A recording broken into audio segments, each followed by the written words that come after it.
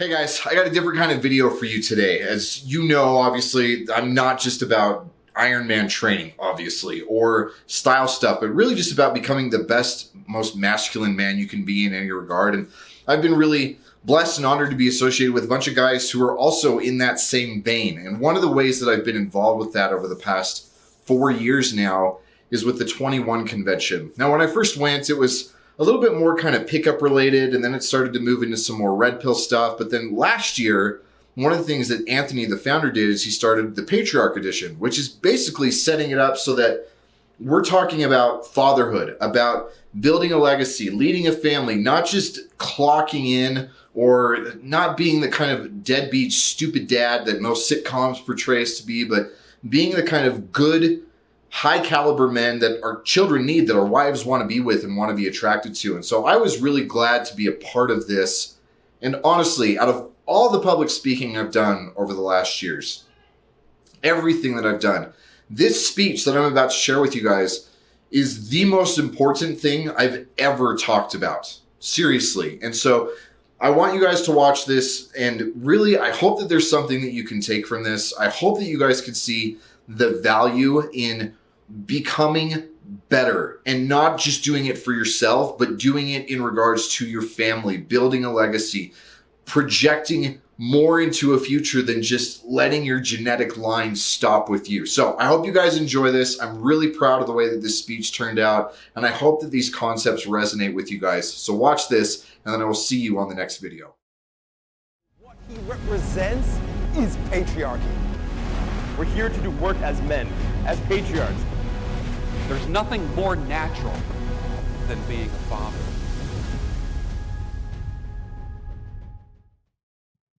Welcome back to 21 Convention 2019 in Orlando, Florida, Special Patriarch Edition. I'm honored to be announcing our next speaker. I brought him up in my speech. I've been friends with the man for years. He's been involved with 21Con longer than I. Since 2016, he's been a part of this, spreading the message, setting an example for other men, putting himself out there for others, making himself totally available. Any questions asked, he'll answer for you. He gives you his time, his energy, and when he's speaking to you, it's like there's nothing else going on. He gives you his undivided attention. So Tanner Guzzi will be the next speaker. He writes at masculine-style.com, but he's more than just the style guy. Everybody pins that on him. He's about style. He looks good. He makes me feel self-conscious in everything I wear. That's what he does, though. He's very good at what he does. He's a professional in his craft, and he makes other men dress intentionally. He makes other men better. But he's also a man, a patriarch, and a leader. And when you see men like that, and you see men who they're broadening that scope, you like to pigeonhole them and put them into one area and say that's the comfortable part. But here's the thing about Tanner. Everything in his life, everything he does comes from an authentic position. It's not just being the style guy, it's being a leader. It's being a man who will help others and lead his family and lead himself to greater glory. So with that, he's going to be leading you to higher grounds and raising your standard in everything it is that you do. The patriarch, not the style guy, Tanner Guzzi.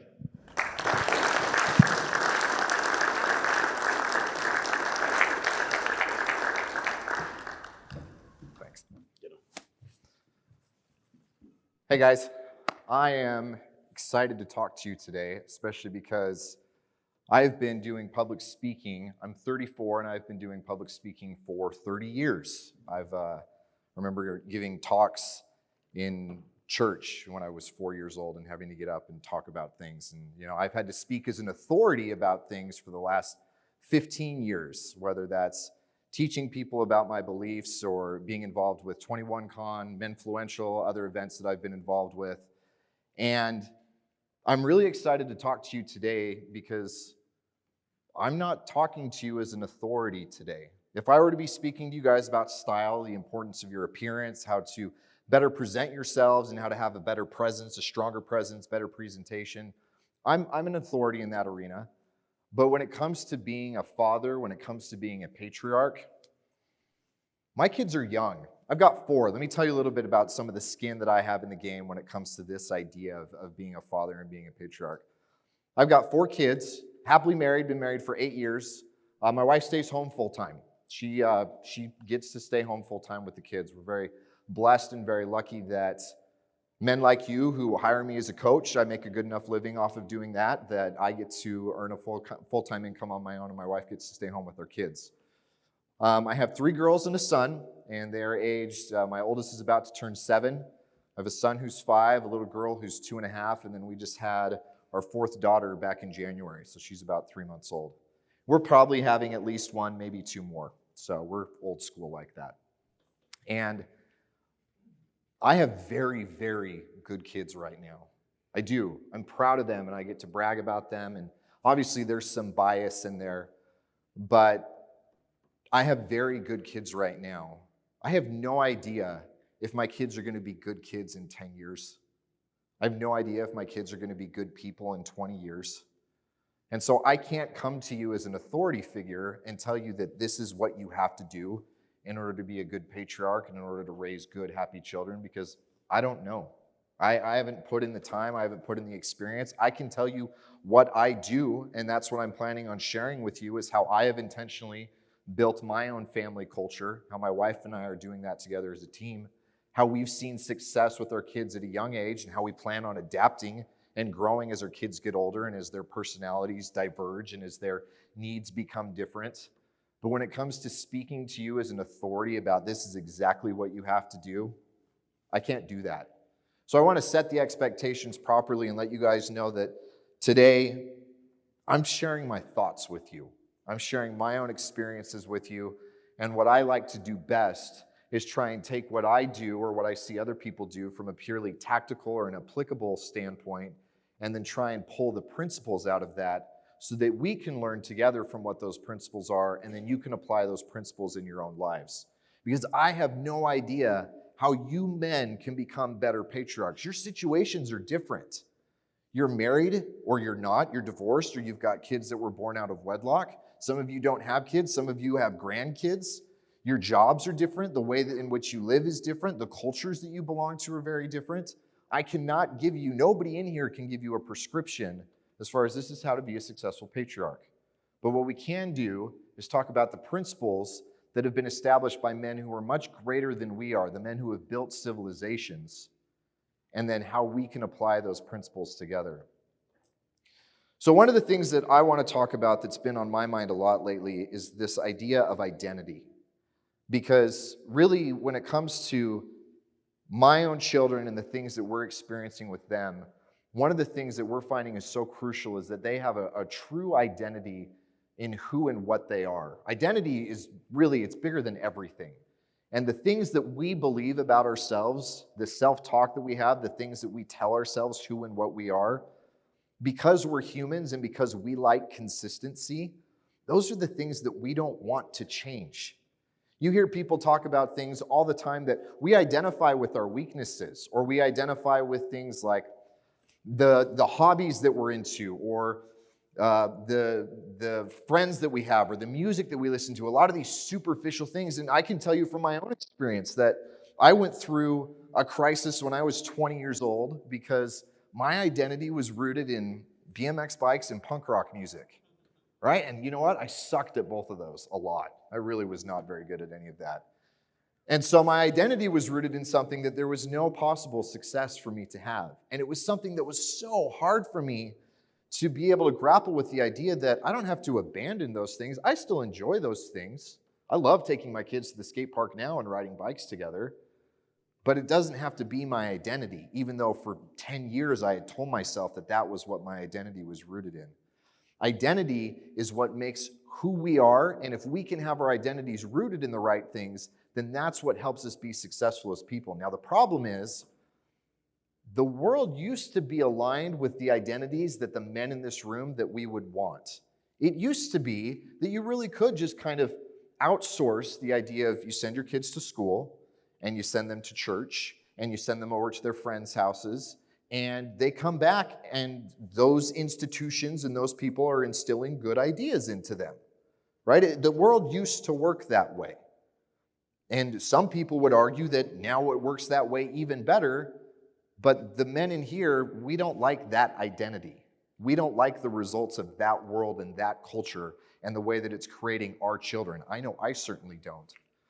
We cannot send our children to Rome and expect them to come home hating Caesar. And that's what happens if we continue to outsource the creation of our children's identity by sending them into these other environments and not doing anything to offset that. Hunter talked about that. That doesn't mean you have to homeschool. We've made that decision. But it does mean that when your kids when they do come home from school, you have to talk to them about what they've done, what they've learned, what they think about that. How does that jive with the things that we're trying to teach them as parents? Because we have to be the primary source of what their identities are. Everything else needs to be secondary. Otherwise, Rome gets to choose who our kids are. And Rome isn't interested in our kids' best interest. Rome is only interested in creating the best citizens for Rome. I don't want my kids to be fodder for Rome. I don't want my kids to be part of Babylon. I want my kids to reach their full potential. And that's my responsibility as a patriarch, to create the culture that gives them that sense of identity, reinforces that, and teaches them to reach their full potential rather than just outsourcing that to somebody else. We don't get that luxury anymore. Now, identity is not something that's created by things like law. It's not created by logic. It's not created by mandate. Identity is created by culture. And culture is the driver of everything.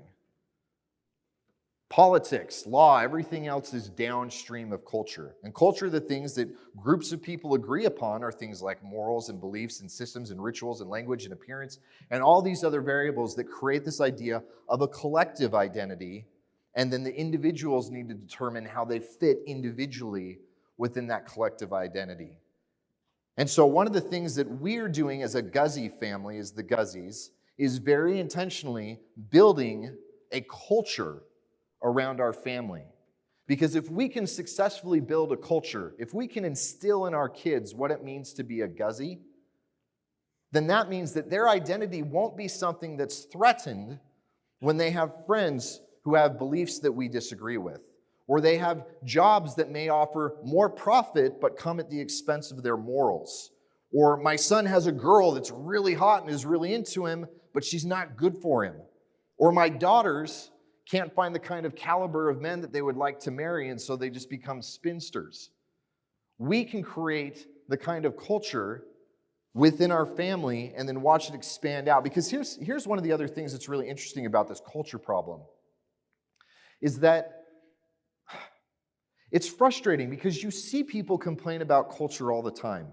Whether it's social justice warriors and everybody else complaining about the patriarchy, us as the villains, or it's people that are over in the manosphere and they're talking about the cathedral and feminism and everything else. But the problem is everybody's trying to fix culture on a macro level. And you know why we do that? Because we're terrified and we're wimps. It's a way for us to tell ourselves that we're doing something good. Look at this sick tweet. I'm affecting change. You're not. You're not, right? We're not changing anything. And so it's a way to congratulate ourselves that we're having an effect on the world, or to justify when we don't, because then what we're saying is, well, I'm doing my best. I'm just one small drop in the ocean. I'm just doing it. That doesn't matter. You can't change the macro culture without building and changing a microculture. And that starts with the foundation of every civilization and every culture, and that's the nuclear family. We waste so much time and so much energy congratulating ourselves because we're fighting the good fight. We're part of a movement when we're not having any real effect if we're not actually having an effect within our own dynamic and within our own family. That's one of the things I love about why Anthony and Hunter put on this event, is to come and talk to men who are interested in being better on that macro level. I can't tell you, men, how much I respect you for being willing to put some real skin in the game, being really interested in actually doing this with your own family dynamic instead of being a big shot online because you're intelligent and you can say things that maybe people retweet a few times. Awesome, cool, look at you change the world. And so we get to focus on what that microculture is. And then once we build that out, then other people become attracted to that. The reason that you're all here is because there are other men who have built a microculture and it started to expand and it started to grow. But something like this is even taking that online culture, that microculture, to a different level. But here's the thing that I think is really crucial that I need to keep reminding myself, is that what we have in common, and this room is a little bit different, it's a little bit more niche, it's a little bit more focused, but for those of us who are in the corner of the internet that is focused on masculinity and male self-development, I was talking about this with Jack Donovan the other day, is that 2/3 of us probably wouldn't get along if we were actually trying to build a tribe. We have disparate ideas about what our identities are. We have disparate ideas about what it means to have a relationship with God or nature or anything else. We have different ideas of how a family dynamic should be. We have different ideas about music or language or appearance or all these other things. And yes, those things can be small. Some of those are very big. But this, the manosphere, the red pill, whatever other term is kind of the term du jour, it's not a culture, it's a movement. It's a men's movement. And the only thing that we really have in common, all of us, is that we're interested in men becoming the best versions of themselves. And we can't even agree on what the best version of ourselves is. So that doesn't mean that you guys can rely on me or on any of these other men or even on each other to tell you what your culture should be or to build that culture for you. And we can't build that way. It's the problem with, this is one of the simple children's stories that we tell our kids, is the problem with the Little Red Hen, right? Everybody wants this awesome culture that celebrates men. Men here, we want the patriarchy back. But nobody's willing to put in the actual hard-to-do work. Everybody wants to eat the bread, but nobody's going to go dig in the soil. Nobody's going to go plant the seed. Nobody's going to go water the seeds. Nobody's going to go harvest it. Nobody's going to thresh it. Nobody's going to grind and mill it.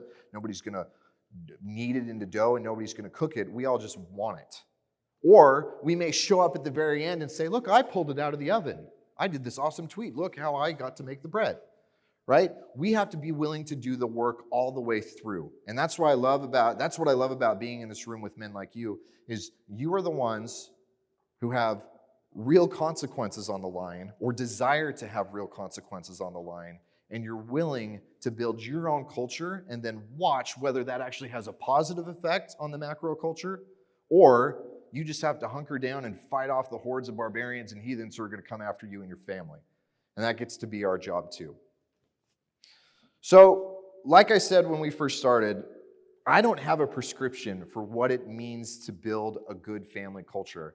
I just want to tell you guys what we've done with my family. I want to walk you guys through some of what our daily routines are, through some of the things that we do throughout the week, some of the things that we talk about, some of the things that we've set as our goals, and then extrapolate again what the principles are from that. So let me walk you a little bit through what a day in the Guzzi household looks like. My wife and I are lucky enough that we get to wake up to the kids coming into our room. Now, for 4 years, if not longer, it wasn't like that, because before I was able to do Masculine Style full-time, I worked a 9 to 5 and I was running a side hustle. So that meant that I was getting up at 5 o'clock every morning, a couple hours before my kids, so that I could get some work done. Thankfully, I don't have to do that anymore. So our kids come trotting in with their hair all messy and their breath all stinky and everything at 7:30 in the morning, and everybody kind of piles onto our bed. And we spend the first 10, 15 minutes in the morning just kind of talking and hanging out and getting to enjoy each other's company. There's physical contact, and there's a way to touch base and make sure that everybody slept well. We talk about what they dreamt, and I always tease my third that, it's always about mom. What'd you dream about? Mom. As soon as she can't even finish the sentence, I'll just interject it because it's always about mom. And there's these little rituals that come with that. Now, the next thing that we'll do, because we're a religious family, is we'll do scripture study for 10 or 15 minutes. You don't have to do something like that, but I do recommend that you do something where you're instilling some sort of values or some sort of principles in with your kids. You can teach them, you can read Aesop's fables, you can teach them some other sort of principle, but we spend the first 10 to 15 minutes after we've kind of gotten up and everybody's going by doing scripture study and by talking about what these principles are, teaching them the idea of what it means to be a good person, what good and evil actually look like, what it means to sacrifice for the people that you love, or to be willing to stand for things as opposed to just being pragmatic. So we teach them these things. Then we'll do family prayer. It's a ritual. And again, you don't need to be religious. You do need to engage in ritual with your family. Every culture on a macro level that has been a successful culture, The people who are a part of it, they have rituals. They have things that they engage in physically. We kneel, we fold our arms, we bow our heads, we expect our children to be quiet and silent unless they're the ones who are actually saying the prayers. You engage in some sort of a ritual because when your kids see that ritual matters, then they can also start to understand the value of it. They can start to see the symbolism of it. They can start to find their own peace in it. I love what George was talking about as far as bedtime routines. A bedtime routine is nothing more than a ritual. And ritual provides us with security. It provides us with an understanding. Now, that doesn't mean mindless rituals. My kids are engaged in that at some point. And if you just allow it to be mindless, then it doesn't do you as nearly as much good as it could. But you start off with it, and then you allow it to deepen even further. After that, either I go to the gym or my wife goes to the gym because we have to sharpen our axes, right? I go 3 days a week, she goes 3 days a week, so we just kind of take turns. And in order for us to function at our highest level, we have to take care of ourselves physically, we have to take care of ourselves emotionally, we have to take care of ourselves mentally, spiritually, and in every other regard, separately from the kids. Now, one of the things that we're actively talking about is, instead of going to the gym, setting up a gym at home in our basement, because we want our kids to be able to see, they know that mom and dad go to the gym. They have some sort of an idea of what we do there, but we want them to see even more so what that looks like. We want to be able to have them engage in that and have physical fitness and taking care of your body and having that be an important thing. We want them to see that in real time. And so that's one of the things that we're considering doing as a family is we try and build an even stronger family culture ourselves. But we sharpen our axes every morning, and we take turns so that each one of us can do it. Now, after we get back and everybody's kind of ready and everything's gone through, then I'll work. I work from home.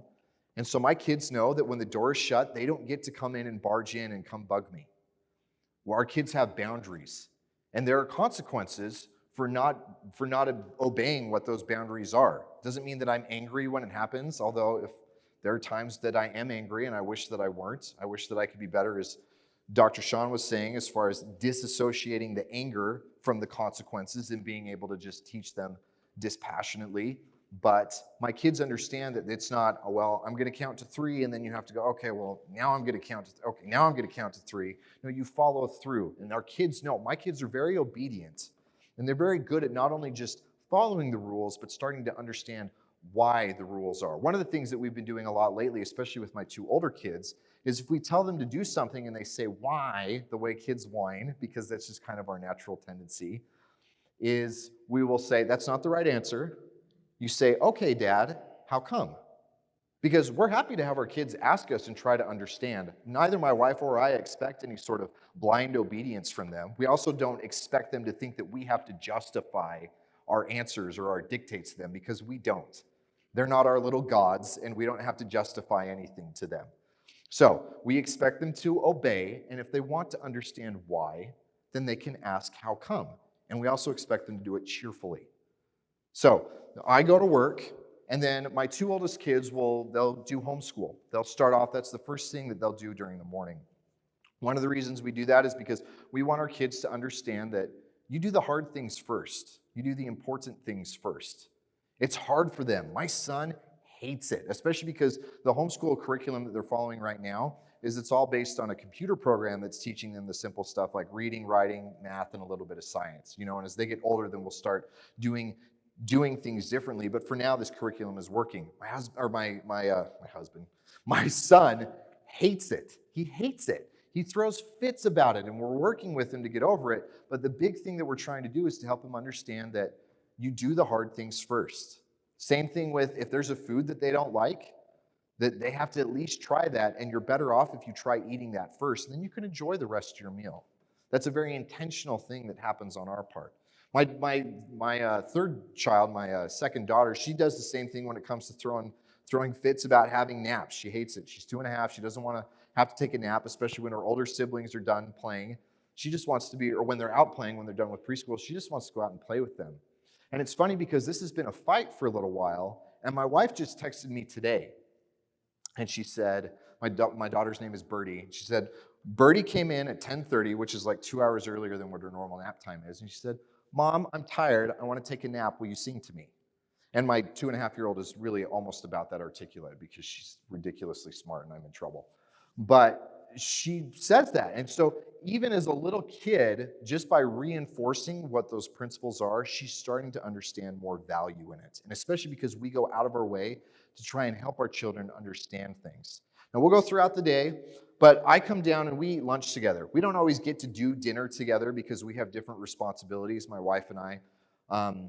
But we always make it a point to try and eat lunch together. I'll kind of clock out for a little while and I'll come down and we'll do that. We'll talk about what their days, how it's been and what's been going on. And so we get some engaged family time. Then it's back to work and back to them playing outside. And honestly, one of the things that we're doing with our two oldest right now, especially now that it's spring, is again, almost 7 and 5. And we're lucky enough that we live in a community it's a safe area. But we send our kids off and we taught our oldest to look at a watch and we hope to not see them for 4 or 5 hours. You guys who have kids know how hard that is at first, right? It kind of references what Sean was talking about in his workshop about this idea of dads we have to kind of push our kids out of the nest. We have to challenge them. We have to let them do things that may put us outside of our comfort zone. And that's one of the things that I'm learning more and more as a dad, is that being a good father means that I'm getting out of my comfort zone just as much as I expect my own children to get out of their comfort zones. And in a lot of ways, in fact, not in every way, when it comes to that particular action, my sending them to go out and play in the neighborhood and to not be able to keep an eye on them is infinitely harder on me than it is on them. They love the freedom. They love it, and it's good for them, because they need to be able to have that kind of freedom, even though sometimes it's hard for us as protected people to want to let that go and to want to let that happen. So they come in, we do dinner, we kind of go through everything else. Let me tell you a little bit about what our bedtime routine is, because the bedtime routine is important. We do what's called the Guzzi Breakdown. And what we'll do is whoever's leading will say, "Who are we?" And then everybody in the family says, "Guzzies." What do we do? Hard things is the first thing we talk about. "Okay, Dad, what was your hard thing today?" And I have to rack my brain and think, well, it was sparring, or it was, it was leg day, or I had to try and recover a sales call that wasn't going very well, or whatever else it was. And then, "Okay, Hazel, what was your hard thing?" And we go through everybody in the family. It's not just the kids. At first, it was just the kids. And then I realized that as I was trying to answer those questions in my own head, there were days that I couldn't think of a hard thing that I had done or one of these other things that I had done. And I realized that I needed to be as accountable to that as they were. And so that's when I changed it and said, my wife and I needed to start answering this too. So everybody goes through and they talk about their hard thing. And one of the things when they're little that they do is they talk about hard things that happened to them. And then we keep reinforcing that, no, that doesn't count. I don't want to hear about the hard thing that happened to you. If the hard thing happened, what did you do to conquer it? Did you have a good attitude about it? Were you brave instead of scared? What did you do to conquer that hard thing? Because we don't want our kids to think that they are objects that are acted upon. They're not victims. They are agents of action unto themselves.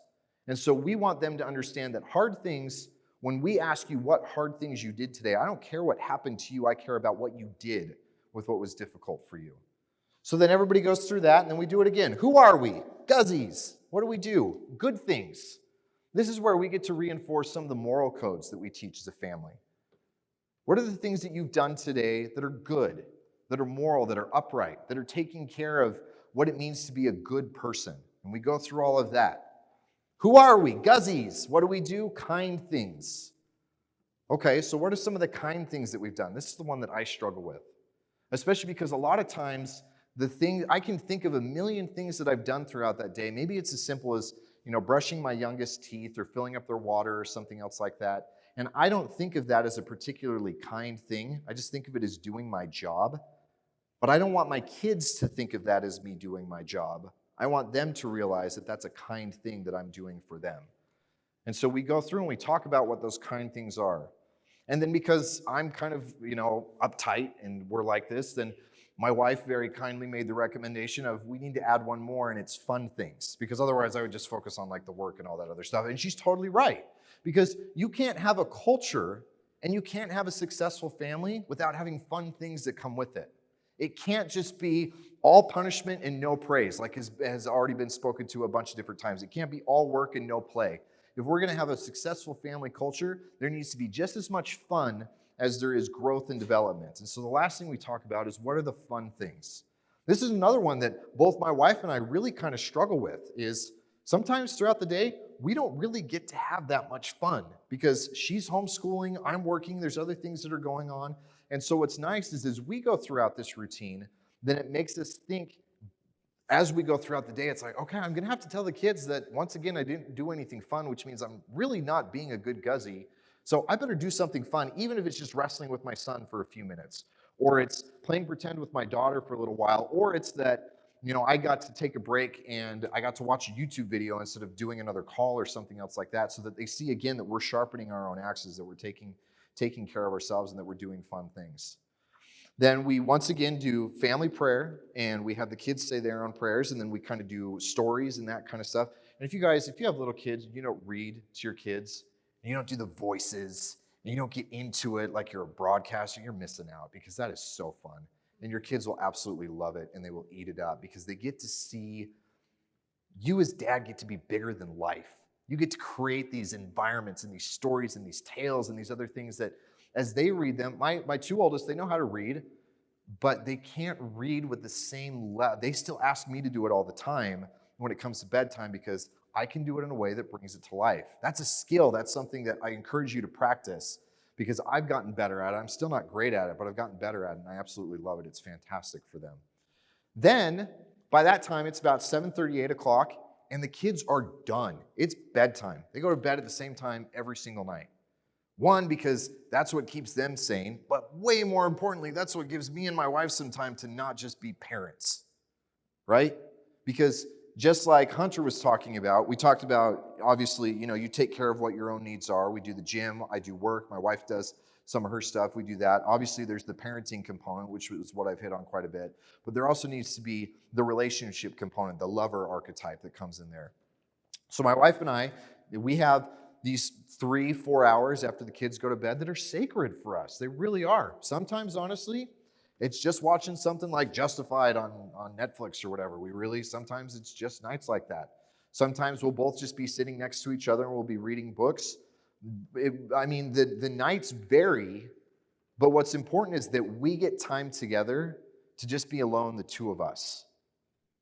So that it's not just that she's the mother of my children or I'm the father of her children, but we get to maintain that relationship between the two of us as well. We had a night, and now I'll start talking about things that are a little bit more than just what our daily routine is, but we had a night, we go out on a date twice a month. And we had a night the other night that we just wanted to go to the gym together on our date. That was it. Because we both enjoy going, and we never get to go together anymore because of the way that the situation is with the kids. And so we had her sister who comes over like every third Friday so that we can go out. And we went to the gym, and then we had a cheat night. We just binged ourselves stupid on a bunch of junk food, and it was fantastic. And so the idea of even keeping your marriage something that you're constantly working on, you're constantly engaging in, you're constantly enjoying. When I get back this week, I get back and we get to spend all day Wednesday without the kids because my parents are going to be watching them. My wife and I love the alone time that we get together because it's a way for us to remind ourselves and to remember that we are still going to love being around each other even when the kids are grown up and gone. We still get to engage with each other as husband and wife, as lovers, as everything else, as opposed to it's just mother and father and feeling that dynamic. So obviously there's the daily component of it. We've got other weekly rituals. We go to church on Sundays. Monday night is kind of a family night. So we do, even for those family nights, we do things where one Monday a month we do a hard thing together. Another one we'll do a good thing. Another one we'll do a kind thing. Another one we do a fun thing. And we just kind of rotate through those as we go so that we can focus on those more on this kind of macro level. And again, it's good for the kids because half the time they don't want to do the hard things or the kind things. Really, they just want to do the fun things because the fun thing is going to the trampoline park or it's going sledding or it's going to the skate park or something else. But what I love is that they start to recognize that when we do the hard things together as a family or when we do the kind things together as a family, when we go out and we find a neighbor and we go weed their garden or something else, that those are often the fun things that when we do our Guzzi Breakdown at the end of the night, they'll talk about the hard thing that we did together as a family that day was also their fun thing for that day. Their attitudes start to change. They start to adapt to this idea of what it means to have fun and to enjoy family time and to embrace doing all that together. So we have our weekly things that we do. I talked about the fact that my wife and I have our monthly things where we do date nights, and we try and do another religious, and I don't want to go too deep into kind of the nuances of what our religious beliefs are, but I'm a member of the Church of Jesus Christ of Latter-day Saints. Most of you guys know us as Mormons. We go to the temple every week. We do, I oversee all the young men in our congregation who are between the ages of like 16 and 18, so I do that every Tuesday. My wife oversees all the youth for sports, and so she does that every Thursday night. And we do stuff like we try to go to the temple individually every week, but then we try to go together as a couple every month. So that's another one of our monthly rituals that, again, we do together as a couple. But then even on a bigger scale, we try and go and visit with my extended, with my family or her family. We're really grateful that where we are in Salt Lake, that my family's an hour away, her family's 20 minutes away. We're very intentionally there. I mean, you guys, we can live anywhere we want to in the world. We really can. Not only is my work location independent, but our kids are homeschooled. We could live anywhere in the world we wanted to. And we very intentionally have decided to buy a home within half an hour of both of our families, because family for us is that important. It's that important for us. And it's the idea of that culture, those shared beliefs, that support system, having our kids grow up around cousins and aunts and uncles and grandparents who support the culture that we're trying to build, and then also offer their own versions and twists on it. That's way more important for us than travel or buying a home that's half the price because the Utah market is stupid expensive right now, or any other variable. It's that culture that drives all of our decisions for where we are and why we've decided to be there. So getting to be with our family and doing things that way. There are other things that go into it, like what Christmas is or what Thanksgiving is. But then there's even other little micro things that go into it. What's the language that you use? I remember a few years ago, I was getting ready to do, my daughter and I, my oldest, were getting ready to do something. She was 3. I don't remember what it was. And we were getting ready to do it, and she says, "Yeah, Dad, let's do it." And it sounded really familiar to me. I couldn't figure out, it's like, where is that a quote from a movie? Like, why does she say it like this? And I heard her say it a bunch of times. And then I was out with some friends the other day, a few days after, and I heard myself say that exact thing, and I realized that she picked it up from me. My little 3-year-old, she'll say, "What the heck?" And it just sounds exactly like my wife when she says it. The intonation and everything is perfect, and it's all like that. We don't do that intentionally, and we should be better about intentionally using the language that we do. Well, I should say we are, because we teach our kids to use big words, or to be articulate or things like that. We certainly teach them to avoid using other words. But even things like, and of course I'm going to talk about this, but even little things like how you dress as a father. There's not a culture that doesn't have appearance as part of what it is. You guys who have read my book or have seen it know that every example that I pull from that talks about the relationship between masculinity and aesthetics is related to a particular culture. What kind of culture are you creating by dressing the way that you do? You can talk about the fact that we do hard things, that we care about what our reputation is, and we have a place that we want to make in the world, and we're ambitious or whatever else. But through our language, through our hobbies, through our appearance, through everything else, if all we're really doing is showing that the thing that matters most is comfort, then there's dissonance. And the culture we're trying to create is not the same thing as the culture we actually are creating. So it's all those little things. It's the language that we use. It's the clothing that we wear. It's even the things like the symbols that we can adopt. It's the things like the mottos that we have. It's the things that we tell ourselves. It's the kind of vacations that we go on. It's what our work routines are like. It's all of these little variables. And all these little things, if they happen on accident, it still creates a culture. I'm sure every single one of you can think about the little things, the traditions, the habits, the everything else that happened for you as you were kids growing up. I can certainly think of those that happened for me.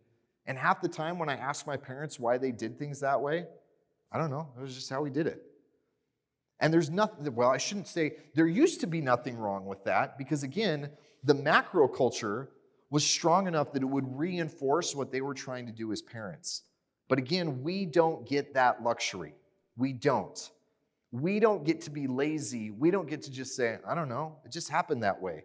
We have to be intentional about everything that we're doing about creating that culture. And if we are, then that will give our kids a sense of identity. And that will allow them to be strong enough in what that identity is, because the task that we have at hand for us is, I think, one of the most difficult in the world, because what we have to do is create moral rebels.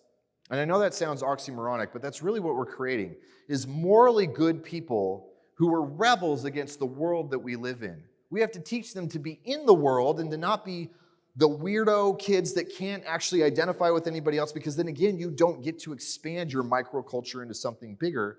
We need to teach them to be in the world, but not of the world. That's an incredibly difficult thing to do, especially because the world is so enticing. The world, through music, through media, through culture, through friends, through everything else, is so enticing. And if we're not incredibly intentional and incredibly deliberate about what the culture is and the identity is that we're helping our children to create, then the world will pull them in and they will become part of Rome. They will become part of Babylon. And that's the problem, is that we'll lose them. We can't just trust on inertia. We can't just trust on another culture. We can't even just trust. I mean, you guys, when I hear you talk about, sometimes it really breaks my heart to come to this convention. I've been doing it for the last 4 years, and to hear you men talk about the situation that you're in, because the West, for a lot of us, when it comes to the family, you live in ruins. And where I am, the culture that I live in, that I belong to, the part of the world that I live in, the neighborhoods that I'm in, my family, my church, my community, and everything else, I'm in a little oasis. You guys will hear people talk about like TradCon LARPing and everything else, and it's all just role play. I get to live that for real. I really do. My wife is not an outlier for being a stay-at-home mom. She's not. The majority of her peers stay home full-time. Most of our peers, they want anywhere from 3 to 6 kids. You know, we want the division of labor. I live in a little oasis, but I see those borders slowly shrinking, and I see rot starting to come up, because the world is so good at making men lazy and complacent, at making women ungrateful and masculine. And if we don't protect ourselves from that, then our kids are in serious trouble. We have to do everything we can on a micro level to create the kind of environment that gives our kids the identity necessary for being moral rebels in a world that does not have their best interest in mind at all. That's what our responsibility is as patriarchs. That's what our responsibility is when it comes to the welfare and the well-being of our children. And really the best way that I've ever heard it put is from a man named David O. McKay, and the way that he said it is, no success in life can compensate for failure in the home. Now, you can think about that on 2 ways. The things that I do in my life, my ambition, my drives, my successes, if I think about it to a large extent, really, a lot of times it's just me trying to make up for all my crappy, like the things that sucked about my childhood. My parents were fantastic, but they weren't perfect. And I have to deal with some of the scars, the wounds, the whatever victim language you want to use, and I wish there was something better, but I get to deal with all that. And a lot of the reasons the way that I am and my work ethic and my ambition comes from the fact that I'm trying to compensate for what their failure in the home was. And I can't. And nobody ever will get to, because we want to have perfect parents. I'm not a perfect dad, I never will be. But that doesn't mean that we get off easy. It just means that we have to do everything we can to not fail in the home, because I want my kids to be able to be successful because of the things that I do well as a father, not just in spite of the things that I do well as a father. So again, no success in life can compensate for failure in the home, and that goes back to why we are the way we are, and that certainly speaks to what our responsibility as men, as fathers, and as patriarchs is. That's what I try to live by. I hope that that's something that I've been able to help you guys live by and think more about. And so I appreciate your time. Thanks for having me join you guys.